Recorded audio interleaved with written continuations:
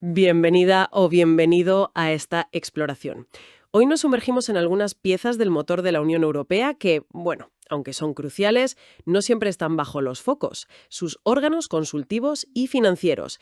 Tenemos aquí extractos de un texto que los describe con bastante detalle. La misión, pues intentar entender qué hacen realmente, quiénes los integran y por qué son relevantes en el esquema general de la UE. Porque vamos, más allá del trío conocido Parlamento, Consejo y Comisión, hay todo un ecosistema que les da soporte. Así que, a ver, vamos a desgranar esto un poco. Exacto. Son instituciones que, la verdad, raramente abren los informativos, pero sin su trabajo diario, aportando ese conocimiento especializado o garantizando controles financieros, pues la maquinaria de la UE simplemente no rodaría igual. Son esenciales para la fontanería del sistema. Empecemos entonces por quienes asesoran. Sabemos que las grandes instituciones, las legislativas y ejecutivas de la UE, se apoyan en comités que les dan consejo. Los dos principales son el Comité Económico y Social Europeo, el CESE, y el Comité de las Regiones, el CDR. Ya el nombre nos da una pista, ¿no? Están ahí para opinar. Su razón de ser es fundamental. Canalizar voces muy específicas hacia el proceso donde se toman las decisiones en la UE. A ver, el CESE representa a la llamada sociedad civil organizada. Piensa en sindicatos, patronales, ONGs, agricultores, consumidores, de todo un poco, mientras que el CDR trae la perspectiva de quienes gobiernan a nivel regional y local. Esto no solo aporta conocimiento práctico del terreno, sino también una capa adicional de legitimidad democrática, diría yo. Vale, pues pongamos la lupa primero sobre el CESE. Tiene su sede en Bruselas y representa esa sociedad civil organizada. Es un concepto un poco amplio, pero básicamente hablamos de los grupos que articulan intereses económicos y sociales más allá de los partidos políticos tradicionales. Y su composición, claro, refleja esa diversidad. Son 329 miembros actualmente, de todos los Estados miembros. A España, por ejemplo, le corresponden 21. Son designados por los gobiernos nacionales para mandatos de 5 años. La idea es que representen el tejido económico, social y cultural de sus países. Aquí es donde se ve su función principal: emitir dictámenes. Son documentos formales donde expresan su opinión sobre propuestas legislativas o temas de interés general para la UE. Algunos son obligatorios. Los tratados exigen que se pida la opinión del CESE en ciertas áreas. Son los llamados dictámenes preceptivos. Otros son facultativos, o sea, se piden si se considera útil, pero no es estrictamente necesario. ¿Y quién puede pedirlos? Las tres grandes: Parlamento, Consejo y Comisión. Pero ojo, aquí viene algo interesante. El CESE también puede decidir por sí mismo elaborar un dictamen sobre un tema que considere importante, aunque nadie se lo haya pedido formalmente. Es lo que llaman dictamen de iniciativa propia. Exacto. Es una forma de poner temas sobre la mesa o de alertar sobre posibles consecuencias de una legislación desde la perspectiva de los actores sociales y económicos. No solo reaccionan, también pueden ser proactivos, sí. Además, elaboran los llamados dictámenes exploratorios. Esto es como un primer sondeo, digamos. Cuando la Comisión, por ejemplo, está pensando en legislar sobre un área nueva, puede pedir al CES que explore qué piensa la sociedad civil al respecto, antes incluso de redactar una propuesta formal. Es bastante útil, la verdad. Entendido el CES. Y el otro comité consultivo, el Comité de las Regiones, el CDR, también tiene sede en Bruselas. ¿Qué voz aporta este? Pues como su nombre indica, representa a los entes regionales y locales. Sus miembros son políticos que tienen un mandato electoral en su región o municipio, o que son políticamente responsables ante una asamblea elegida a ese nivel. Piensa en presidentes de comunidades autónomas, alcaldes, consejeros regionales. Es el canal formal para que las perspectivas subnacionales influyan en la legislación europea. O sea que mientras el CSE trae la voz de los intereses sectoriales y sociales, el CDR trae la de los territorios. Interesante cómo se complementan, ¿no? Precisamente, ambos buscan asegurar que la legislación europea no se diseñe en una burbuja, sino que tenga en cuenta tanto a los grupos afectados, por un lado, como a las administraciones que a menudo tendrán que aplicarla sobre el terreno. Y por lo que veo aquí en el material, comparten varias características. Ambos tienen un tamaño similar, un máximo de 350 miembros, ahora son 329, con 21 para España en cada uno, y mandatos de 5 años, que además son renovables. Pero hay un punto clave. Se supone que sus miembros actúan con total independencia. Sí, esto es crucial.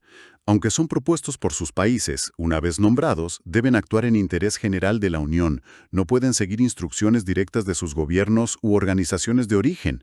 Es lo que se conoce como la prohibición de mandato imperativo. Y tampoco pueden ser eurodiputados al mismo tiempo, claro, para evitar solapamientos de funciones. ¿Y cómo se les nombra exactamente? ¿Es un proceso complejo? Bueno, cada Estado miembro propone a sus candidatos, y luego es el Consejo de la UE quien aprueba la lista final. La decisión global sobre cuántos miembros tiene cada país, eso sí requiere unanimidad en el Consejo, partiendo de una propuesta de la Comisión.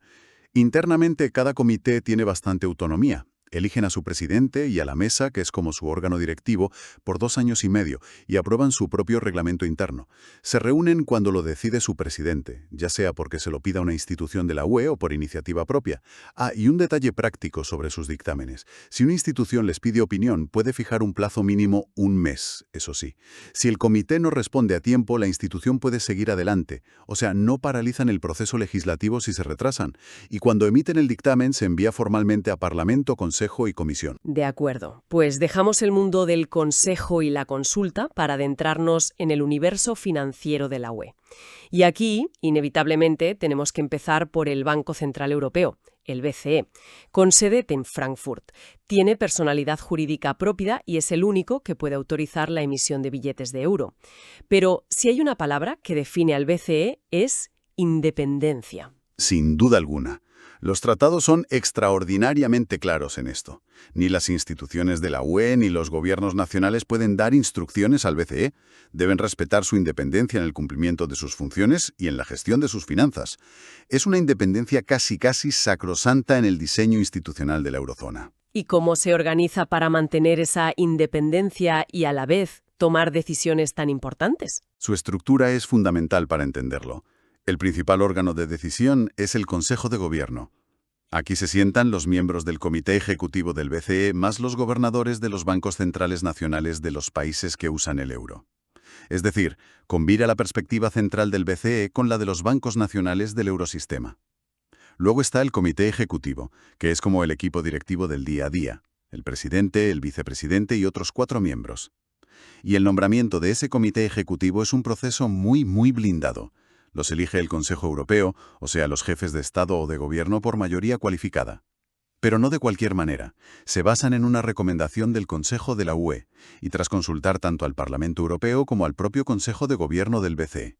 Vaya, un proceso con múltiples filtros y actores de muy alto nivel. ¿Y quiénes pueden ser elegidos? Cualquiera. No. Deben ser personalidades de reconocido prestigio y con experiencia profesional demostrada en asuntos monetarios o bancarios. Y muy importante, su mandato es de 8 años y no es renovable. Esto último es una garantía clave de independencia. No tienen que preocuparse por agradar a nadie para conseguir un segundo mandato. 8 años no renovables. Eso sí que marca una distancia importante respecto a los ciclos políticos habituales. Y, a ver, ¿cómo interactúa este BCE tan independiente con las instituciones políticas? No puede vivir en una torre de marfil, supongo. No, claro que no.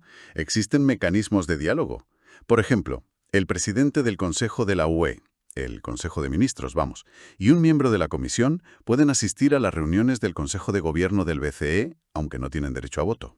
Y a la inversa, se invita al presidente del BCE a las reuniones del Consejo de la UE cuando se traten temas que afecten a los objetivos del sistema de bancos centrales.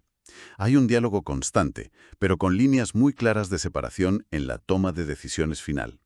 ¿Y la rendición de cuentas? Un organismo tan poderoso e independiente tendrá que responder ante alguien, ¿no? Por supuesto. El presidente del BCE presenta un informe anual muy detallado al Parlamento Europeo, al Consejo, a la Comisión y también al Consejo Europeo. Ese informe no es un mero trámite, se debate públicamente en el Parlamento Europeo. Además, el presidente y otros miembros del Comité Ejecutivo pueden ser llamados a comparecer ante las comisiones parlamentarias competentes. Puede ser a petición del Parlamento o incluso por iniciativa propia del BCE. Es lo que se llama la accountability democrática, la rendición de cuentas. Y antes de dejar el BCE, una distinción importante que a veces genera confusión. SEBEC frente a Eurosistema. El Sistema Europeo de Bancos Centrales, el SEBEC, lo forman el BCE y los bancos centrales de todos los países de la UE, usen o no el euro. Pero el que realmente lleva las riendas de la política monetaria de la zona euro es el Eurosistema, que incluye solo al BCE y a los bancos centrales de los países con euro. El objetivo principal de ambos, pero sobre todo del eurosistema en la práctica diaria, es mantener la estabilidad de precios. Secundariamente sí, apoyan las políticas económicas generales de la UE, pero siempre que no ponga en riesgo esa estabilidad de precios. Ese es el mandato primordial. Entendido. Política monetaria y estabilidad de precios como foco principal. Pero la UE también tiene un brazo inversor, ¿verdad? Ahí es donde entra el Banco Europeo de Inversiones, el BEI. Exacto. Con sede en Luxemburgo, el BEI también tiene personalidad jurídica propia y sus accionistas son los propios Estados miembros de la UE. Su misión es distinta a la del BCE, contribuir al desarrollo equilibrado y estable del mercado interior. Y un matiz clave, lo hace sin ánimo de lucro. Un banco que no busca beneficios. Eso suena peculiar, cuanto menos. ¿Cómo funciona entonces? ¿Qué tipo de proyectos apoya? Funciona financiando proyectos mediante préstamos o también garantías que considera estratégicos para la UE. Obtiene sus fondos principalmente emitiendo bonos en los mercados de capitales, donde tiene una excelente calificación crediticia, porque está respaldado por los Estados miembros, y también usa sus propios recursos. Los tratados definen 3 grandes categorías de proyectos que puede financiar. Primero, los destinados a desarrollar las regiones más atrasadas para la cohesión. Segundo, proyectos para modernizar empresas o crear nuevas actividades económicas ligadas al mercado interior que sean, digamos, tan grandes o innovadoras que no encuentren fácil financiación a nivel nacional. Y tercero, proyectos de interés común para varios Estados miembros, como grandes infraestructuras transfronterizas que superan la capacidad de un solo país. O sea, actúa donde el mercado o los presupuestos nacionales no llegan fácilmente, pero en áreas que son clave para la cohesión y la competitividad de toda la UE. Justamente. Y además a menudo cofinancia proyectos junto con los fondos estructurales de la UE u otros instrumentos financieros comunitarios. Actúa como un catalizador, atrayendo también inversión privada a estos proyectos que considera estratégicos. Vale, tenemos el Banco Central, el BCE, y el Banco de Inversión, el BEI. Nos falta una pieza clave en este puzzle. ¿Quién vigila que todo este dinero de la UE se gaste correctamente? Ahí entra el Tribunal de Cuentas Europeo, también en Luxemburgo. Su función es inequívoca, la fiscalización externa de todas las cuentas de la Unión. Es, vamos, el auditor independiente de la UE. Compuesto por un miembro de cada Estado miembro. Y de nuevo, la palabra clave parece ser independencia. Totalmente. Sus miembros ejercen sus funciones con plena independencia, siempre en interés general de la Unión. Su trabajo es examinar si los ingresos y gastos de la UE y de todos sus organismos, salvo raras excepciones, se han registrado correctamente, si las operaciones son legales y regulares, y si la gestión financiera ha sido eficiente y eficaz. Lo que a veces llaman las 3 Es: economía, eficiencia y eficacia. Un trabajo ingente, la verdad. Suena a un trabajo enorme, sí. ¿Cuál es su producto más visible? Lo que más nos llega. Sin duda, la Declaración Anual de Fiabilidad, conocida como DAS por sus siglas en francés, Declaración d'Assurance. Es un informe anual que presentan al Parlamento Europeo y al Consejo, donde dan su opinión profesional sobre si las cuentas de la UE son fiables y si las transacciones subyacentes, o sea, los gastos e ingresos reales, son legales y regulares. Se publica en el Diario Oficial de la UE y es una herramienta fundamental para el control presupuestario que hacen luego el Parlamento y el Consejo. Es como el sello de calidad del auditor sobre las cuentas anuales de la UE, algo así. Exacto, es una buena analogía. Pero no solo hacen eso. También publican un informe anual mucho más detallado, con observaciones específicas sobre áreas de mejora, junto con las respuestas de las instituciones que han auditado. Elaboran informes especiales sobre temas concretos a lo largo del año, por ejemplo sobre la eficacia de un programa específico. Y pueden emitir dictámenes si otras instituciones les consultan sobre propuestas legislativas que tengan un impacto financiero significativo. ¿Y todas estas auditorías e informes, cómo ayudan en la práctica? ¿Qué impacto tienen? Pues son cruciales para el Parlamento Europeo y el Consejo en su función de control de la ejecución del presupuesto. La aprobación de la gestión presupuestaria anual, lo que se llama la descarga presupuestaria, por parte del Parlamento, se basa en gran medida en los informes del Tribunal de Cuentas. Además, sus informes señalan irregularidades, debilidades en los sistemas de control, y eso impulsa reformas para mejorar la gestión financiera en la Comisión y en los Estados miembros. ¿Y quiénes son estos auditores? ¿Qué perfil tienen las personas que forman el tribunal? Deben ser personas con experiencia en instituciones de control externo en sus países, como los tribunales de cuentas nacionales, o que estén especialmente cualificadas para la función. y deben ofrecer garantías absolutas de independencia. Son nombrados por el Consejo para un mandato de 6 años, que es renovable previa consulta al Parlamento Europeo, a propuesta de cada Estado miembro. Internamente, eligen a su presidente por 3 años, también renovables. Las reglas de independencia son muy estrictas. No pueden aceptar instrucciones de nadie, no pueden tener otra ocupación profesional y se comprometen a la discreción incluso después de cesar en sus funciones. Recapitulando entonces un poco todo esto, hemos visto a los comités consultivos, CESE y CDR, trayendo las voces de la sociedad civil y de las regiones, al BCE, como ese guardián independiente del euro y de la estabilidad de precios, al BEI como un motor de inversión estratégica y además sin ánimo de lucro, y finalmente al Tribunal de Cuentas como el auditor vigilante del dinero europeo. Son instituciones que, aunque no estén siempre en la primera línea mediática, sí que parecen formar una estructura de soporte y de control bastante sólida detrás de las grandes decisiones. Sí, refuerzan la idea de un sistema complejo diseñado con múltiples controles y equilibrios. No son quienes deciden la dirección política final. Eso corresponde principalmente al Parlamento y al Consejo, como decíamos, pero aportan la experiencia técnica, la representatividad social o territorial y la supervisión financiera que son indispensables para que el sistema funcione con un mínimo de rigor, de transparencia y también de legitimidad. Son, como decíamos antes, un poco los fontaneros, los ingenieros y los contables del edificio europeo. Y todo esto nos deja con una reflexión interesante, quizás para el final. Hemos visto un énfasis enorme en la independencia y en la pericia técnica, especialmente en el BCE y en el Tribunal de Cuentas. Están diseñados para operar con una cierta distancia de las presiones políticas del día a día. Pero claro, ¿cómo se asegura entonces la rendición de cuentas democrática de estos organismos tan técnicos y autónomos?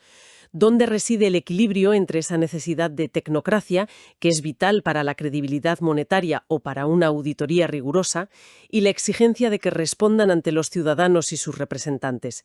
Es un desafío constante en el diseño de la gobernanza europea, me parece. Efectivamente. Una pregunta abierta sobre cómo conjugar esa eficacia técnica, que es necesaria, con el control democrático en áreas tan sensibles como estas. Da para pensar.